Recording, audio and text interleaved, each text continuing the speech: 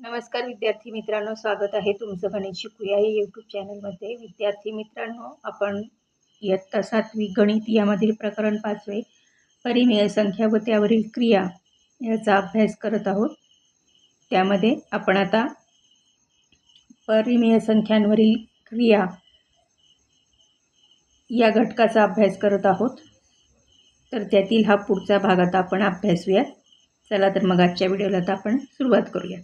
आता जरा आठवूयामध्ये एका संख्येला दुसऱ्या संख्येने भागणे म्हणजे या संख्येला दुसऱ्या संख्येच्या गुणाकार व्यस्ताने गुणणे असा त्याचा अर्थ होतो. आता उदाहरण बघा, इथे आपण पाहिले आहे की 5/6 व 6/5, 2/11 व 11/2 या दोन या ज्या आहेत त्या काय आहेत, गुणाकार व्यस्त संख्यांच्या जोड्या आहेत. तसेच -5/4 गुणिले -4/5 बरोबर 1 आणि -7/2 गुणिले -2/7 बरोबर 1 यावरून -5/4 व -4/5 आणि -7/2 व -2/7 या गुणाकार व्यस्त संख्यांच्या जोड्या आहेत. म्हणजेच -5/4 व -4/5 हे एकमेकांचे गुणाकार व्यस्त आहेत आणि -7/2 व -2/7 हेही परस्परांचे गुणाकार व्यस्त आहेत. सांभाळा बरेमध्ये बघा काय उदाहरण दिले, -11/9 व 9/11 यांचा गुणाकार -1 आहे. म्हणून -11/9 व 9/11 ही गुणाकार व्यस्त जोडी नाही. कारण -11/9 यांचा जो गुणाकार येतो तो एकच येतो याचा, म्हणून ही गुणाकार व्यस्त जोडी होत नाही. चला चर्चा करू. यामध्ये बघा, आपण विविध संख्या समूहांची विशेषता पाहू. त्यासाठी गटात चर्चा करत पुढील सारणी पूर्ण करा. नैसर्गिक संख्या समूह, पूर्ण संख्या समूह आणि परिमेय संख्या समूह विचारात घेऊ.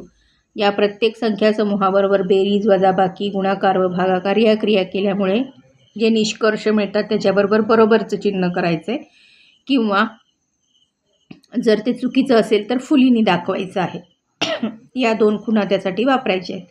शून्याने भागाकार करता येत नाही, हेही ध्यानात घ्या. नैसर्गिक संख्यांची बेरीज केली तर उत्तर नेहमी नैसर्गिक संख्याच मिळते. म्हणून नैसर्गिक संख्या समूहाच्या पुढे बेरीज या चौकटीखाली बरोबरची खूण करा आणि दोन नैसर्गिक संख्यांची वजाबाकी केली तर नेहमी उत्तर नैसर्गिक संख्या येते असे नाही. कारण 7 + 10 बरोबर -3 अशी असंख्य उदाहरणे आहेत. म्हणून वजाबाकीच्या चौकटीखाली फुली म्हणजे चूक अशी खूण करा. सारणीत फुली ही खूण असल्यास त्याचे कारण स्पष्ट करा. उदाहरण फुलीचे कारण देताना असंख्य उदाहरणांपैकी एक पुरेसे आहे. आता संख्या समूह, बेरीज, वजाबाकी, गुणाकार, भागाकार असं त्यांनी इथे दिलेलं आहे. तर नैसर्गिक संख्यांची बेरीज काय असते, नैसर्गिक संख्याच असते. हे इथे आपण बरोबरनी दाखवले. वजाबाकी ही काय असते, नैसर्गिक संख्या येईलच असे नाही, म्हणून इथे आपण फुली केलेली. गुणाकार पण नैसर्गिक संख्याच येते, पण भागाकार जो आहे तो पण काय आहे, तो फुलीने दाखवला आहे आपण इथे, तो नैसर्गिक संख्या येत नाही. पूर्णांक संख्यांच्या बाबतीत बेरीजेची नैसर्गिक संख्या येते, वजाबाकी पण नैसर्गिक संख्या येते, गुणाकार पण नैसर्गिक संख्या येते, पण फुली आहे इथे भागाकार. कारण -7 अधिक 2 बरोबर -7/2 असं त्याचं उत्तर येतं. आता परिमेय संख्यांच्या बाबतीत काय होतं, बेरीज, वजाबाकी, गुणाकार आणि भागाकार हे चारही काय येतात, नैसर्गिक संख्या येतात.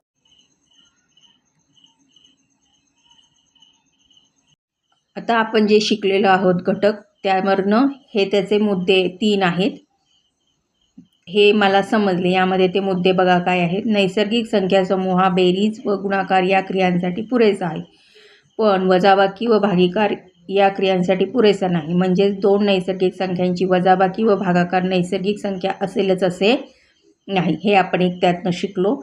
त्यानंतर पूर्णांक संख्या समूह बेरीज, वजाबाकी, गुणाकार या क्रियांसाठी पुरेसा आहे, पण भागाकार या क्रियेसाठी पुरेसा नाही.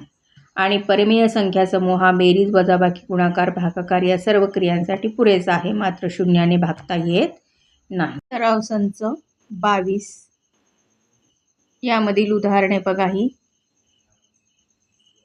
उदाहरण क्रमांक 2, 3 आणि हे चौथं उदाहरण इथे बघा. चौथ्या उदाहरणाचं उत्तर इथे आहे. 1, 2, 3, 4. हे तिसरं प्रश्न, त्यातला 1, 2, 3 आणि 4. हा प्रश्न क्रमांक 4 मधला 1, 2, 3, 4 हे 5 आणि हे 5व्याचं उत्तर आहे इथे. 5वा प्रश्न 1, 2, 3, 4, 5, 6,